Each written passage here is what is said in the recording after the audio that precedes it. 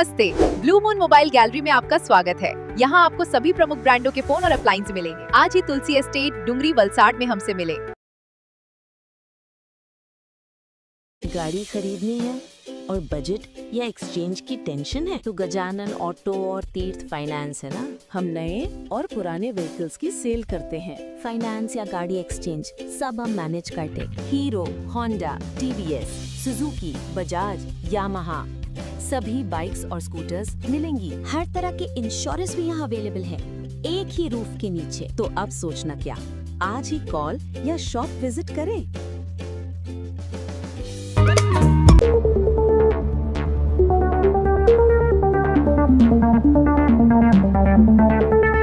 વલસાડના ઘડોઈ ગામે કેરી ઉત્પાદકો પર આફત, માવઠું, માખી અને ગરમી બાદ હવે બજારમાં ભાવ તૂટી પડતા ખેડૂતો ચિંતામાં।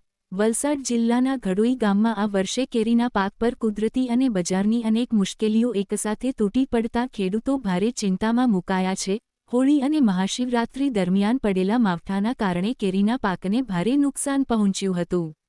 સતત બદલાતા વાતાવરણ અને વરસાદી અસરને કારણે કેરીના ફૂલ અને નાના ફળો ખરવા લાગ્યા હતા, જેના કારણે ઉત્પાદન પર સીધી અસર પડી છે।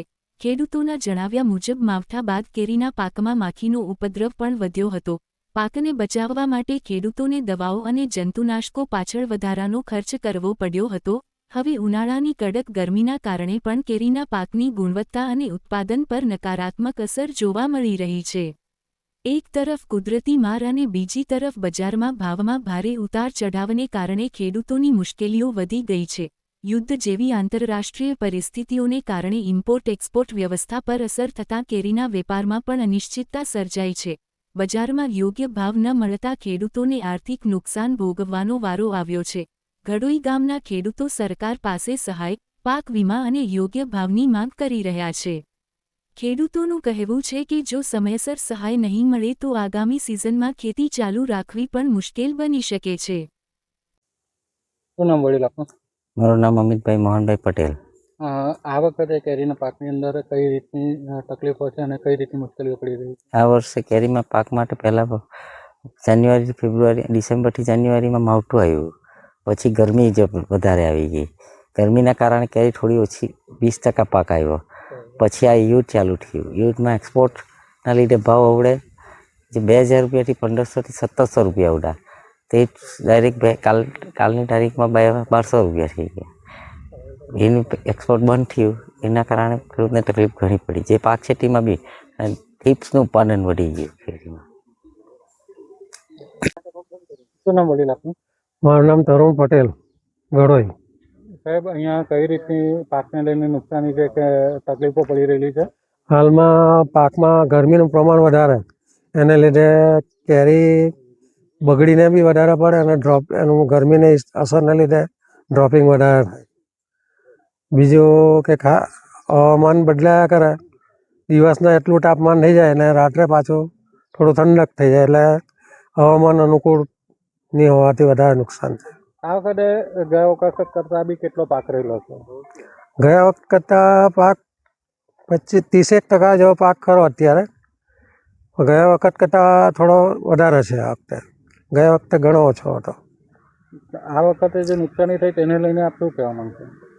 નુકસાનીમાં તો હવે સરકાર તરફથી કંઈક આ ખાતરના ભાવ જે અત્યારે એકદમ ઊંચા છે, હવે એમાં થોડો ઘટાડો થવો જોઈએ, કારણ કે કેરીનો પાક ઓછો છે કે લોકોએ આ કેરીનો પાક ઉતારી લે પછી ખાતર આપવું પડે।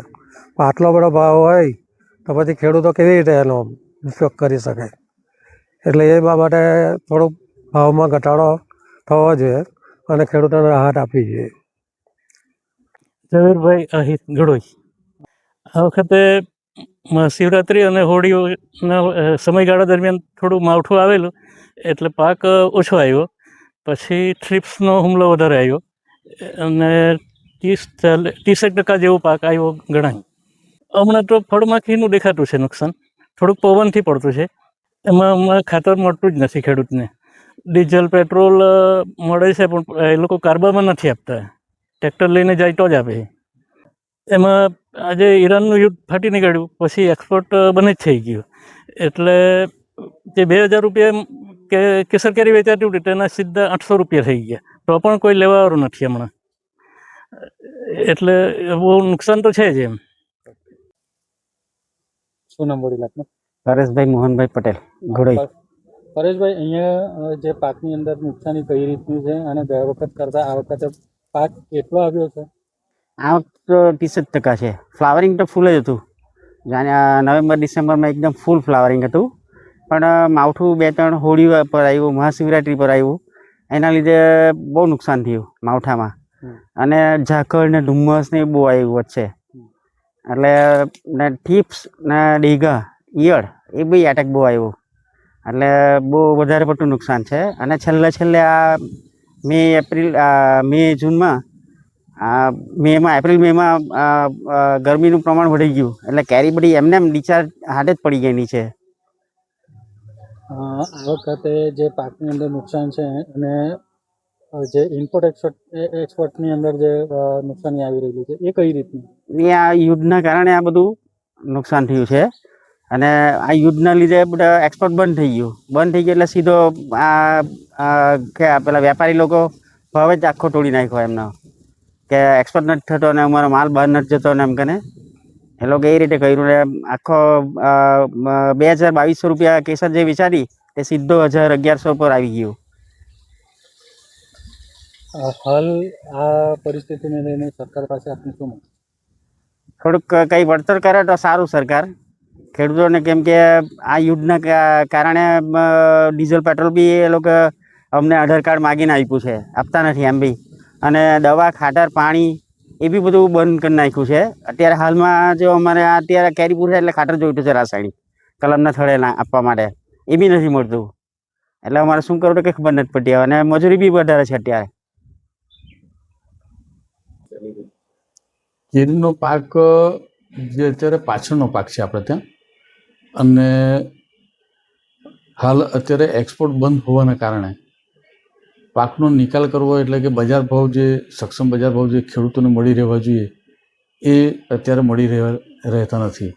બજાર અત્યારે હાલ ડાઉન બજારમાં કેરીઓ વેચાઈ રહી છે. રત્નાગીરી પણ પાછલો માલ હતો અને રત્નાગીરીનો માલ લગભગ 15મી મે સુધી ચાલશે એવી ધારણા અમારી પણ છે અને બોમ્બેના વેપારીઓની પણ એ ધારણા છે. એક્સપોર્ટની અંદર ધારો કે આ લડાઈ હોર્મુઝની જે અત્યારે આવીને અડચણ ઊભી રહી છે તે જો થોડુંક એમાં સગવડતા કે વ્યવસ્થિત થાય, જે સીપો અત્યારે નથી આવતી એ સીપો ચાલુ થાય તો એક્સપોર્ટ સારું એવું થઈ શકે અને સક્ષમ બજાર ખેડૂતોને મળી શકે. હાલ આ પરિસ્થિતિની અંદર વલસાડની અંદર કઈ રીતનો ભાવ ઉછળે છે? બજાર એક્સપોર્ટની અંદર સૌથી વધારે આલ્ફાન્સો એક્સપોર્ટની અંદર જ જાય છે. હવે કેસરમાં કેવું છે કે કેસરની અંદર ઉત્તર ગુજરાતની અંદર બી પાક સારો એવો થાય છે, પ્લસ લાતુર, જાલના અને ઔરંગાબાદની અંદર બી કલમો લગાડવાથી હવે તે બાદની જે ઘરાકી આપણે ત્યાં વલસાડમાં આવતી હતી એ બધી ઘરાકી હવે અત્યારે બંધ થઈ ગઈ છે, જેથી દિલ્હી એક ઓપ્શનમાં રહ્યું છે. ને દિલ્હીની અંદર અત્યારે હાલમાં દરેક રાજ્યની કેરીઓ ત્યાં પહોંચતી હોય એટલે દિલ્હી પણ બજાર તૂટી ગયું છે અત્યારે.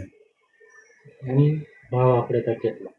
હાલ અત્યારે એક્સપોર્ટની અંદર જે છે તે 1200 થી 1500 રૂપિયા આલ્ફાન્સોની અંદર ચાલી રહ્યા છે.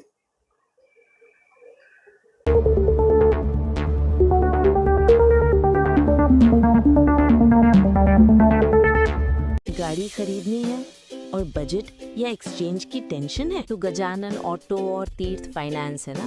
हम नए और पुराने व्हीकल्स की सेल करते हैं। फाइनेंस या गाड़ी एक्सचेंज सब हम मैनेज करते। Hero, Honda, TVS, Suzuki, Bajaj, Yamaha सभी बाइक्स और स्कूटर्स मिलेंगी। हर तरह के इंश्योरेंस भी यहाँ अवेलेबल है, एक ही रूफ के नीचे। तो अब सोचना क्या, आज ही कॉल या शॉप विजिट करें। नमस्ते, ब्लू मून मोबाइल गैलरी में आपका स्वागत है। यहाँ आपको सभी प्रमुख ब्रांडों के फोन और अप्लायंस मिलेंगे। आज ही तुलसी एस्टेट, डुंगरी, वलसाड में हमसे मिले।